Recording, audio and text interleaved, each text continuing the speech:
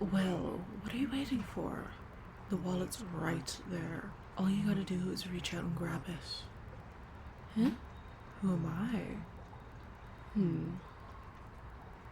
I'd like to say I'm your guardian angel that's sitting on your shoulder. But I think you can kind of tell just by looking at my horns that I'm more of a devil, really. And I'm just standing next to you in this alleyway. I mean, I can certainly sit on your shoulders if that's what you wish, but I doubt you'll enjoy it as much as me.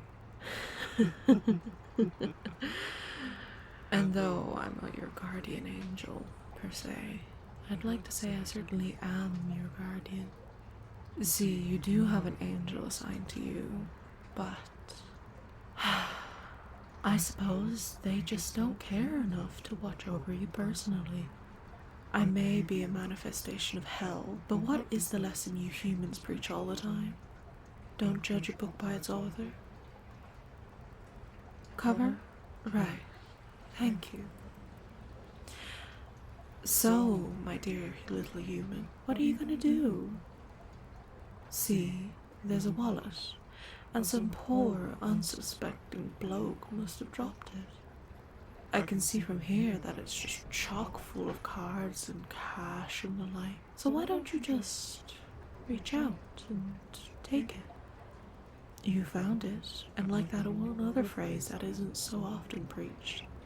Finders keepers? Come on, you haven't got all day, you know. Just snag it and be on your merry way. Still apprehensive, I see. Very well, I'll help you out, but only because I'm your precious guardian devil.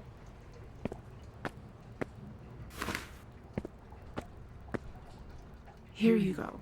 Just reach out and take it. And then you'll be mine. Forever. What? I didn't say anything. You must have heard a passerby on their phone or something. Well, time's a-ticking, young one. You know, I happen to remember something.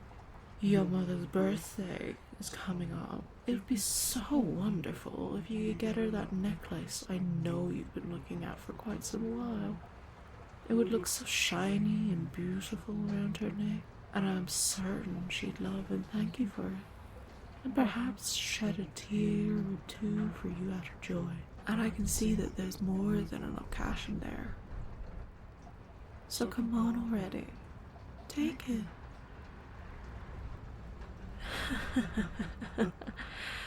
There we.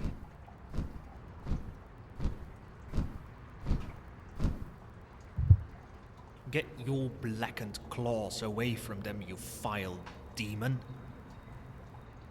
Demon? Excuse me, you blasted harpy, but I'm a mighty devil, and I deserve to be regarded as such.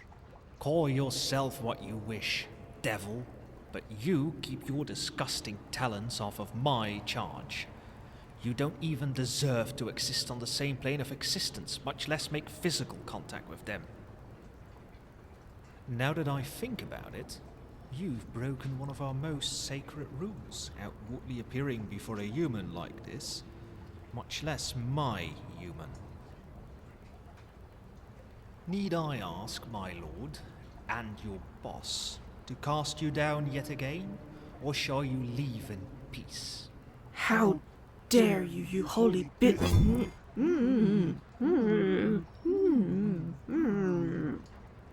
There, that will silence them for a moment.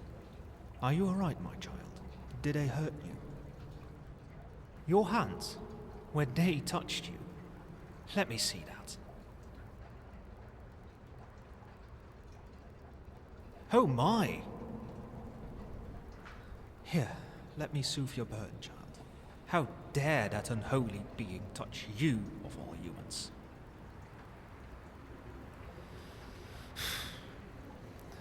I'll deal with them later. For now, I need to focus on you. And before you ask, is it not obvious who I am? Look upon these shining wings, my pearly white raiments, my halcyon halo, and weep in gratitude before my majestic beauty that I descended from the heavens do... You don't seem impressed. Nevertheless, I am your guardian angel, your actual guardian, mind you. Since your conception, my sole purpose, the reason for my continued existence, is to protect you from all harm. Do you remember when you were 5 years old and you climbed up that tree in your backyard, even though your mother told you not to? And do you remember how you broke the branch you were standing on because you wanted to get a good view of the sunset? You fell 23.5 feet head first and would have surely have died if I had not caught you. Up until then, your mother had been watching over you, doing my job for me. The only chances I had to protect you was making sure you didn't choke on your food at dinners. And to catch you from that fall, to hold you in my arms and to keep you safe from the rest of the world, it was exhilarating. I wanted only to stay by you and protect you forevermore, but alas, I was recalled to heaven and punished for my transgression of violating the same sacred law that abhorrent devil broke. But it was all worth it. You were worth it. Why am I here now? Well, I am actually here on a technicality. See, I can't be here for you, but I can absolutely be here for them. Since they broke the rule, I'm only supposed to be here to make sure they don't try anything. Hence that little gag.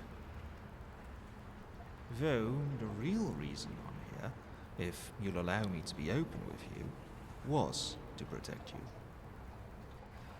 See, you are on a fine line, morally, I mean. You've done some good and you've done some bad. Really, any action you take could tip you one way or the other right now. And even I don't know when your life could cease. So I have taken the responsibility of choosing hell or heaven out of your hands, young one. Take my hand, and I'll guide you back to the light, and out of this forsaken alley. It smells of sin and filth back here. Excuse you, you puny little harpy, but I do believe it's rather rude to strip someone of their friend before they're done talking.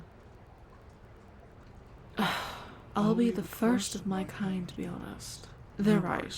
I wanted you to grab that wallet so I could drag you down to the coziest depths of hell with me when you pass. Yes, I said the coziest.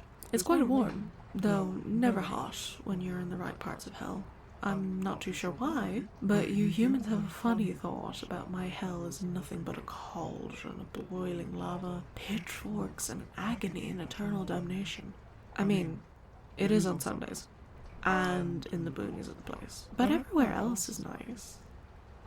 It's like a beach, just with lava and 120 degrees years round, and most of the swimmers are actually tortured souls. But it's nice everywhere else, I swear. Really? Trying to entice my darling with promises of the so-called beauty of your homeland? Darling, that hellscape could never truly compare to the beauty of heaven. You could look in any direction and find an endless maze of purity and wonder, a land on which all that glitters truly is gold, and not a soul goes unhappy or unsatisfied. If you are worthy enough, and I know you will be if you just take my hand, you won't ever have to worry about struggle or toil in your life again. You can be truly, unquestioningly happy. Oh really? Harpy, I seem to remember heaven being less of, well, heaven as you think of it, little one, and more of a glorified church. White and gold and wood everywhere, sure, but every single ounce of it is boring. You don't do much fun stuff there unless you count living on your knees. Praying, of course, is fun. I'd rather laugh with the sinners than cry with the saints. The sinners are much more fun anyway. You will never be happy in hell. I will not deny, under my honor as an angel, your guardian angel, mind you, that hell might be beautiful in a twisted way so long as you're not burning alive for eternity there. But I promise you, my dear human, that you would be burning there.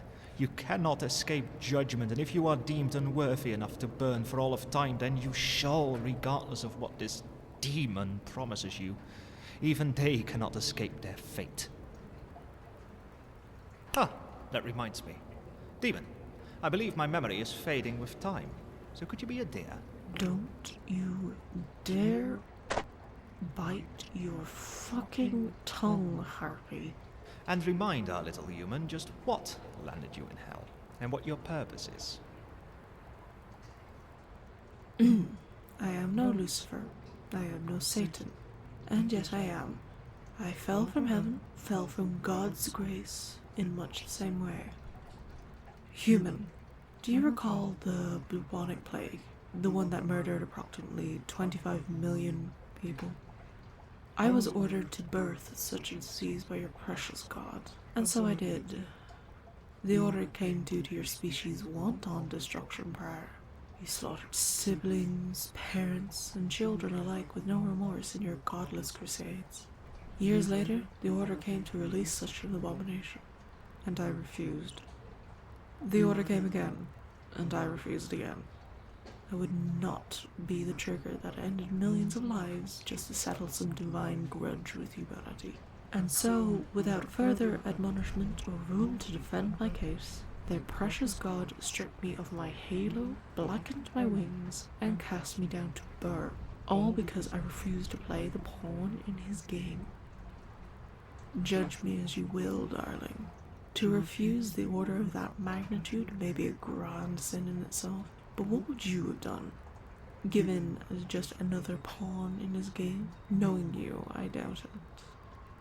And you, Harpy, what would you have done? I was not created to defy our master's whim, and neither were you. And therein lies my point. Harpy, you will never truly be your own.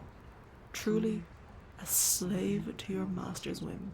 You even stayed in line whenever our darling was in trouble, except for that fall, of course. And even then, you let them fall in the first place. You should have done what every other angel would have done and just hold the branch up. It's not that hard. At least I am not a complete abomination that deserved more than just getting cast down. Ooh, scathing. Darling, look between us. They're so plain, boring. Wouldn't you rather laugh your way down with me? Calling the boss would be a wasted effort. I should just get rid of you myself. Please do try. I'll be wiping your holy blood off my knuckles when I'm finished. Just like how the real Satan will have to use a broom and pan to clean up your ashes when I smite you. I swear to me I'm gonna...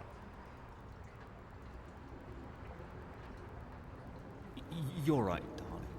I'd rather not cause you such stress, though I don't believe for a second that any of our blood would have been on your hands. I'll abide. For now. As will I. As much as I want you, I'd rather lose you to them than have you push me away and hate me forever. But that little stint didn't decide what you're going to do, darling. You still have to choose what you're going to do, sweetie. That wallet is still there, and as much as I'd like to, I won't stop you if you choose to follow that devil. And I won't force you to take it. By all means, if you truly desire to part ways in this alleyway and go back with that blasted angel, then I won't interfere. But I can't promise I won't ever tempt you again. So, what's it going to be, darling?